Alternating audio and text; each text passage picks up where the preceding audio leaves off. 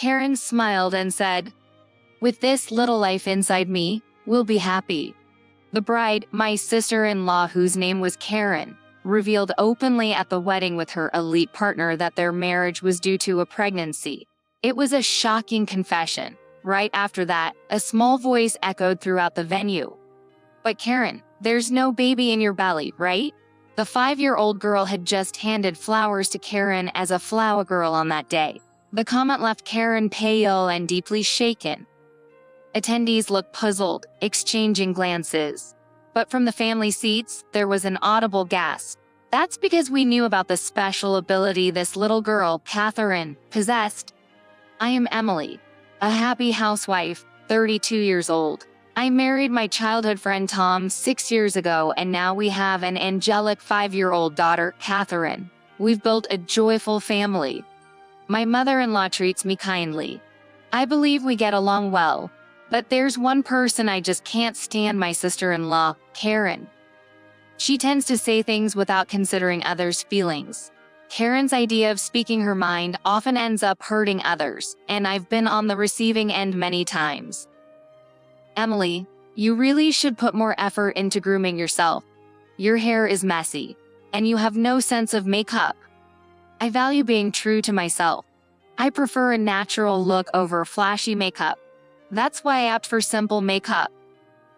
But maybe it's because you have a plain face to start with that you don't stand out. Maybe that's why you ended up marrying my mediocre brother with a low salary. You don't need to go that far. Tom has always cherished you as a sister. He has never spoken ill of you, not even once." "Oh, are you getting upset? I'm just the kind of person who speaks my mind. But I can't imagine settling for someone of a lower rank like you did." Speaking one's mind and disregarding others' feelings are two different things in my opinion. Avoiding my in-laws' place is largely because I can't stand seeing Karen. Then this year, news came that Karen was getting married. I felt relieved and wished her well in her new life, thinking that I might finally feel more at ease visiting the in-laws if Karen wasn't around. When the wedding invitation arrived, there was a surprising request. They wanted Catherine, my daughter, to attend the ceremony. For some reason, Karen never seemed to like my daughter, Catherine, and would make snide remarks every time they met. In fact, Catherine had a unique ability that no one else could replicate, and all our relatives knew about it. One day, at a family gathering, something happened. My uncle's family was planning a trip to the seaside. Without any prior knowledge, Catherine advised, "It's best not to go on the trip." The family, taking her words lightly as just those of a child, went on the trip. Sadly, during the trip, a nephew had an accident in the sea. He was fortunately not critically hurt, but had to be hospitalized for a while, making the trip a bitter memory. Later, the family regretted not heeding Catherine's warning. There was also another incident. As my mother-in-law got older, she began to forget where she placed things. While she was searching for something, Catherine approached and asked, "Grandma, are you looking for Grandpa's precious keepsake watch?" To which the surprised mother-in-law replied, "How do you know that?" Without answering, Catherine said, "It's here, in the wooden box inside the closet drawer." And indeed, the keepsake watch was found there. Why Catherine knew what her grandmother was looking for or what was going to happen was an increasing mystery. However, Catherine always smiled and never spoke about it. Such events were not uncommon in our home. Karen, in fact, did not attend family gatherings often and did not know directly about Catherine's special abilities. But I heard she laughed out loud when she heard these mysterious episodes from her in-laws. One day, when visiting my husband's family home, Karen's attitude was surprisingly cold. "There's no way such unbelievable stories are true. You're just trying to get attention on social media or something by making up stories using a child. That's not true." Catherine really did know. Even though she's still a child, she's trying to deceive adults. If she does that, she'll be punished. At Karen's harsh words, Catherine was taken aback and began to cry. I felt deep down, I should keep my distance from Karen. I asked my husband about the character of Karen's fiancé. wondering what kind of person he was.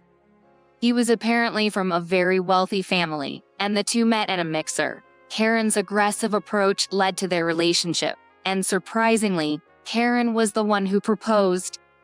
However, when Karen met his parents, their reaction was not good. My husband didn't know the details, but I couldn't help but think Karen probably said something disrespectful again. But why did they decide to get married, even though his parents were against it? Actually, it seems Karen is pregnant. When they heard that, his parents seemed to approve of the marriage. I thought to myself, that makes sense. Having a child can change a parent's perspective. Then, one day, Karen visited our home. Emily, before our wedding, there's a birthday party for his mother. Oh, and I'm planning to bring a really nice cake. I see. I wondered why she was telling me this, but her next words made her intention clear. So, I want to ask you, you're good at cooking, right? Wait, you want me to make the cake? Yes, I'm not very good at cooking. But picking out a store-bought cake is fun too. Isn't that good enough? If I bring a store-bought cake, I won't be able to properly show his parents what a good wife I can be. Why can't you understand something so simple? I was taken aback by Karen's words. Even though she was asking for a favor, her attitude was inappropriate. Had she said, "I'd be happy if I could ask Emily who is good at cooking," I would have gladly helped her. After all, he is the son of a very wealthy family. That's nice for you. A beautiful woman like me can only marry someone like that. Unlike you, I didn't settle. I chose the right person without rushing. Karen was saying whatever she wanted, but I couldn't just sit there and take it. I'm satisfied with my life as it is. People who say things like that are usually the opposite, you know? Always wearing sale items. It's pathetic. Honestly, I was getting irritated by Karen's words. But I thought that once she got married, I would have fewer opportunities to hear such unpleasant remarks. With this in mind, I decided to endure it this time and fulfill her request. I used all my culinary skills to make a magnificent cake that wouldn't be embarrassing to present anywhere. Normally, after making a cake for someone, you would expect to hear words of thanks or how the party went. But there was absolutely no contact from Karen afterward. However, considering Karen's personality, if there had been a problem, she would have raised her voice and complained immediately. So, I positively interpreted this silence as proof that the cake I made was well received. One day, with just a month left until the wedding, Karen visited our house again. Every time she comes over, I can't help but feel uneasy and uncomfortable. Just as I was wondering what she wanted this time, she said she would like Catherine to be the flower girl at her wedding. Now it made sense why she had invited Catherine. But then, unexpectedly, Catherine said something. A wedding? But Karen, maybe you can't get married. Here you go again with your nonsense. You might be a child, but that's rude. I was taken aback by Catherine's words, but the way Karen responded was far too harsh. Yet, she wants Catherine to be her flower girl at her own wedding, conveniently asking this favor of her. I want the flower girl's dress to have lace and be in pink. I want to avoid white as it would clash with the color of my wedding dress. Why choose my daughter? Don't you have other kids you can ask? I did want to ask some other, more suitable kids, but I couldn't find any. So, I'm reluctantly asking Catherine.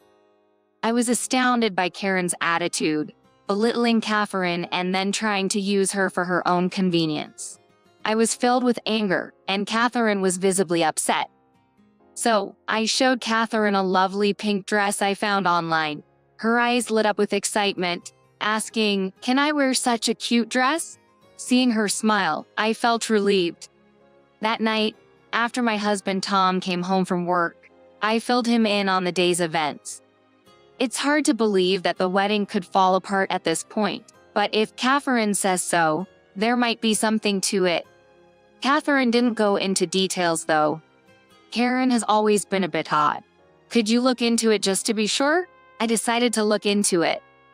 Shocking information about Karen came to light one after another. In middle school, she harassed a friend who began dating someone she had a crush on, which led to the friend becoming a school refuser.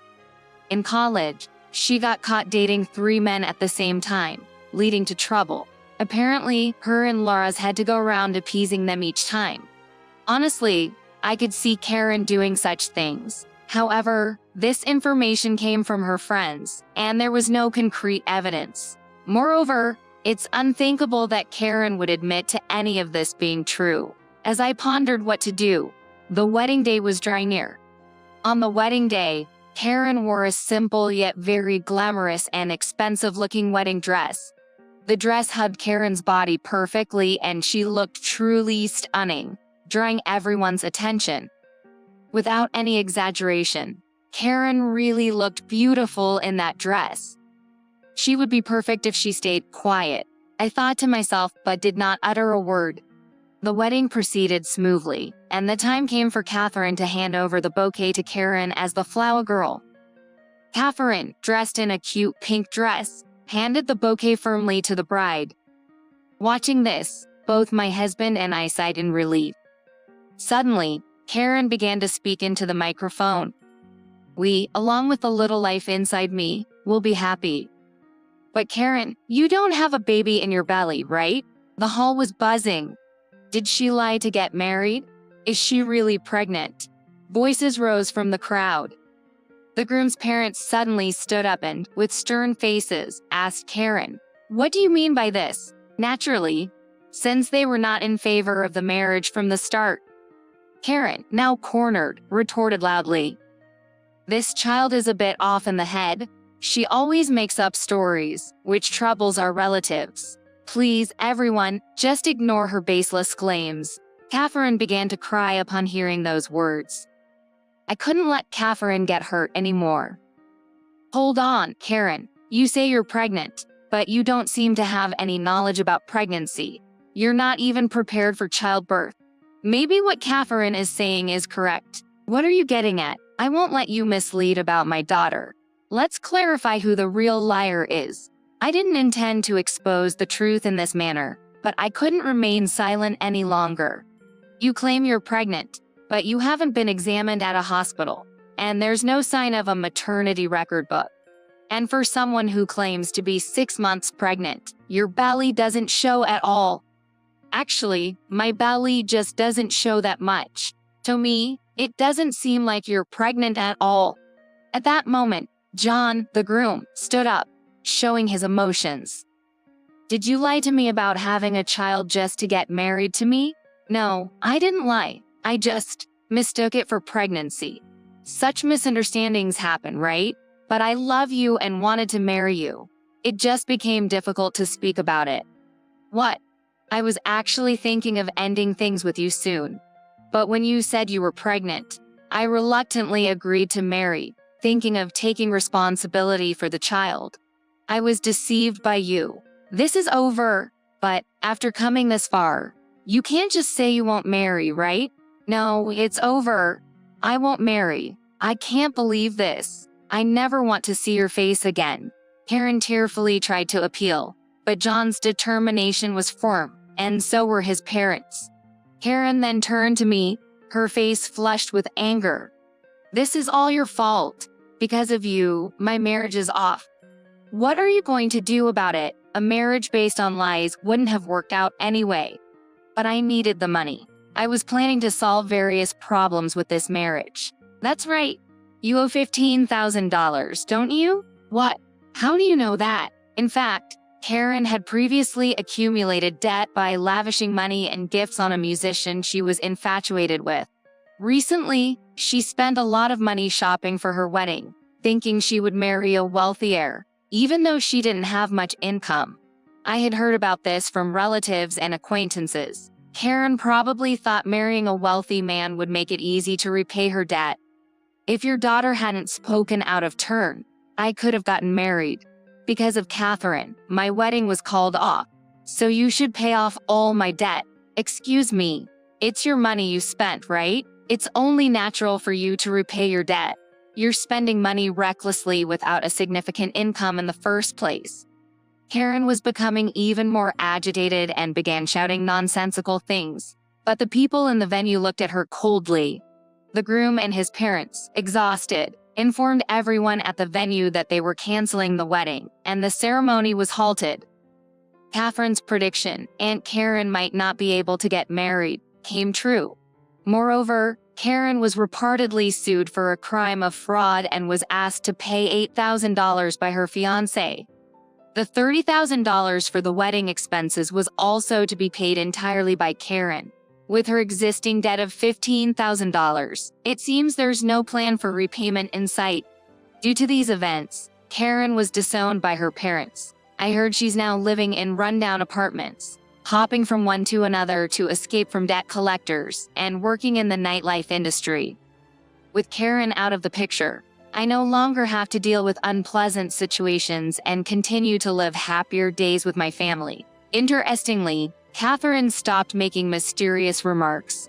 Perhaps this peculiar ability was something unique to her childhood. However, both my husband and I are okay with that. We hope to continue living happily, watching our daughter grow up healthily,